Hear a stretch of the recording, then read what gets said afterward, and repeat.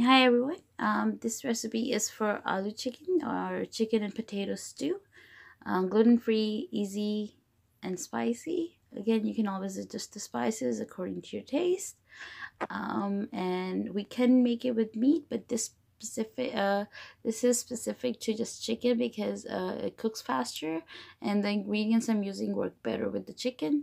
So I'll be starting off with two medium tomatoes sliced, and then I have 1 tablespoon of ginger paste and 1 tablespoon of garlic paste. And over there I have a half cup of fried onion, which I'll be using instead of the fresh onion, and I have half cup of oil, and then 1.5 tablespoon of coriander powder, 1 tablespoon of garam masala, 1.5 tablespoon of salt, 1 tablespoon of red chili powder, and teaspoon of black pepper, and 1 teaspoon of turmeric powder. And then for my my whole garam masalas, I'll be using some black peppers, cardamom, cloves, 1 tablespoon of cumin seeds, and a couple of bay leaves, and half a cinnamon stick.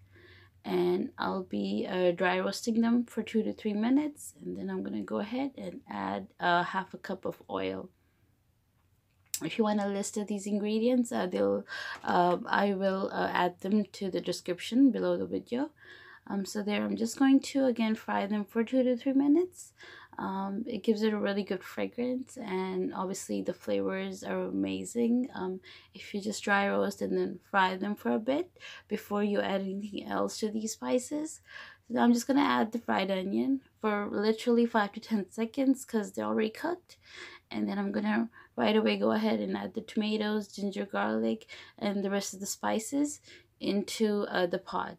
So there, I'm just going to stir fry this for about 3 to 4 minutes on a medium low heat, and then I'm going to cover and cook it for 5 minutes on low heat. I'm doing this just so I can cook the tomatoes because I don't want the tomatoes to stay whole in like it doesn't give me a good gravy at the end. So I'm just going to add 20 small pieces of chicken.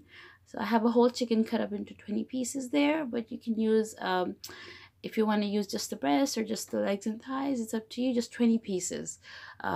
So I will mix the chicken, or I will stir fry it within those ingredients for about 2 to 3 minutes, and then I'm going to add half a cup of stirred yogurt into the chicken.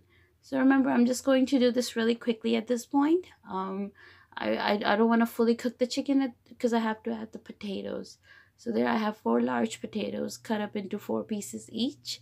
So I'm going to go ahead, add those potatoes. And now I'll add about 2 cups of water to this mix. And I'm just going to mix it really well, maybe for a minute or two. And once all my ingredients are mixed, I will cover and turn the heat to a medium, and then not even like a low, but a medium should be enough because I don't want the chicken to start shredding.